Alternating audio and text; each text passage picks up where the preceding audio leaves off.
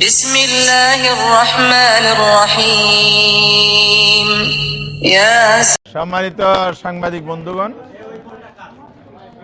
আমরা আপনাদের সবাইকে আন্তরিক শুভেচ্ছা জানাই আর শুকরিয়া জানাই। গতকাল বাংলাদেশ সুপ্রিম কোর্টের সর্বোচ্চ যে আদালত আমাদের, সেই আদালত বাংলাদেশ জামাত ইসলামীর নিবন্ধন সংক্রান্ত যে হাইকোর্টের একটি রায় ছিল, সেই রায়টি রিভিউ পিটিশন, আপিল, যে রিভিউ না সরি এটা আপিল ছিল, সিভিল আপিল শুনানি হয়েছে। সেই প্রেক্ষিতে মহামান্য আদালত একটি রায় দিয়েছে।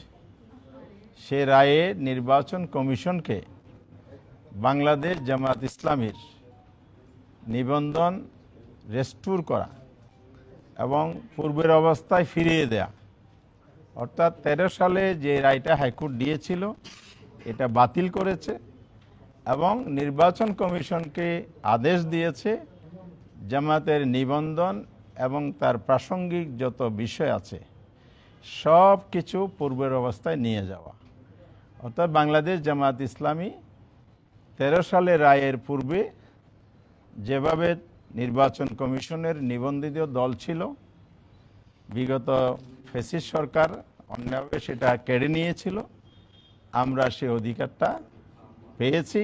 এই আদেশের মধ্য দিয়ে আদালত এখানে ন্যায় বিচারের পরিচয় দিয়েছে, আলহামদুলিল্লাহ।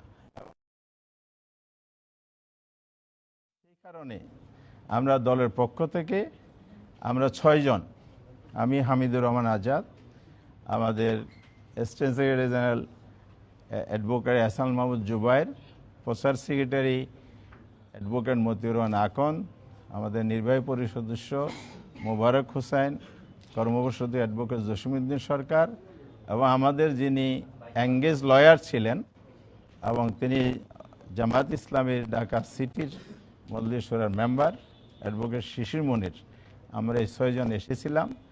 ইলেকশন কমিশনের চিফ ইলেকশন কমিশনারের নেতৃত্বে ফুল কমিশনের সাথে আমাদের মিটিং হয়েছে। সিনিয়র সচিবও সেখানে ছিলেন এবং ল ডিপার্টমেন্টের যিনি দায়িত্বপ্রাপ্ত উনিও ছিলেন। এই মিটিংয়ে এই আদালতের রায় এক্সিকিউশনের ব্যাপারে যে আমরা আবেদন করেছি ইলেকশন কমিশনের কাছে, সেটার উপরে ডিসকাশন হয়েছে।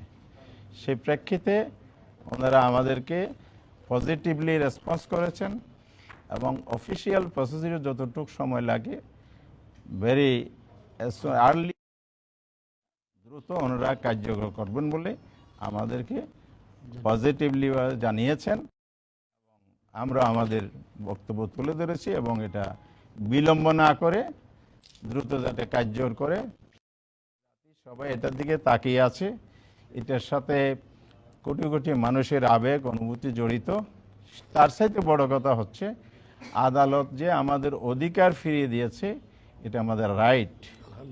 এই রাইটটাই আমরা পেতে চাই। আমরা ইলেকশন কমিশন সেটা করবেন এই আস্থা রেখেই আমাদের আলোচনাটা শেষ করেছি। ধন্যবাদ সবাইকে। আপনারা লক্ষ্য করেছেন আদেশের মধ্যে বলা হয়েছে পূর্বের অবস্থায় ফিরিয়ে নিয়ে যাওয়া। জামাত ইসলামী, যেমন আমি 8 সালে ইলেকশন করেছি, নবম সংসদে ইলেক্টেড মেম্বার অফ পার্লামেন্ট ছিলাম, তা আমি তো দাঁড়িপাল্লা নিয়েই করেছি। তাহলে আদেশের আজ পর্যন্ত হাইকোর্ট যে অন্যায় আদেশটা দিয়েছিল, যে আদেশটা বাতিল হয়েছে সুপ্রিম কোর্টে, সেখানে তো প্রতীক সহই ছিল। সুতরাং এখানে তো এটা আদালতের আদেশ, এখানে ওনাদের তো না দেওয়ার কিছু নাই, না বলার কোনো কিছু নাই, এটা ওরা বলেও নেই, সেটা এটা বলার সুযোগই নেই। আদালতের বিরুদ্ধে কিভাবে বলবে? জি, ধন্যবাদ। প্রতীকের বরাদ্দ আছে নির্বাচন কমিশনের, এখন যেটা মাত্র 19টি প্রতীক আছে, আপনাদের যে দাঁড়িপাল্লা প্রতীক, সে প্রতীক নাই, সেইটা কি হবে তাহলে? না, প্রতীক নাই, এটা এক্সিস্টিং তালিকা দেখে আপনি বলছেন। যেহেতু কোর্ট অর্ডার করার আগে হাইকোর্ট 13 সালের, তখন প্রত্যেকটা তালিকাও ছিল, আমাদের নিবন্ধনও ছিল। তো পুরো অবস্থায় আসা মানে এটা অটোমেটিকলি আদেশের মধ্যে এটা তালিকার মধ্যে ইনক্লুড হয়ে যায়। বাকিটা হলো অফিসিয়াল। প্রশাসনিক অর্ডার কি?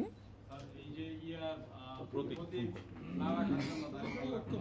প্রশাসনিক অর্ডার আর আপনি সুপ্রিম কোর্টের অর্ডার কোনটা মানবেন? এখানে তো কোনো সুযোগ নাই।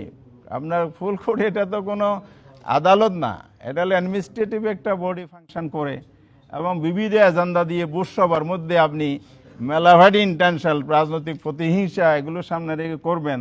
সেই আমলের এগুলো এই দেশের কোর্ট আবার এই মুক্ত পরিবেশে কোনোভাবে সুযোগ আছে চিন্তা করার?